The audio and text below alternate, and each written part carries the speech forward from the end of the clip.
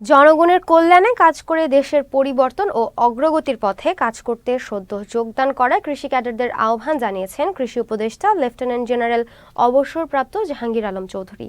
বুধবার বিকেলে রাজধানীর কৃষিবিদ ইনস্টিটিউট মিলনায়তনে 40তম বিসিএসএ কৃষি ক্যাডারের কর্মকর্তা সংবর্ধনা অনুষ্ঠানে তিনি এসব কথা বলেন। সামাজিক যোগাযোগ মাধ্যম ব্যবহারে তাদের সতর্ক থাকার আহ্বান জানিয়ে উপদেষ্টা বলেন, গোপন ও সংবেদনশীল তথ্য যেন জনসম্মুখে না আসে। কৃষি আমাদের দেশের অর্থনীতির মেরুদণ্ড। জনসংখ্যার একটি বড় অংশ কৃষির উপর নির্ভরশীল। বাংলাদেশে কর্মসংস্থানের সবচেয়ে বড় খাত হচ্ছে কৃষিখাত। আমাদের মোট শ্রমশক্তির একটা বিশাল অংশ, প্রায় 40.62% এখনও কৃষিক্ষেত্রে নিয়োজিত।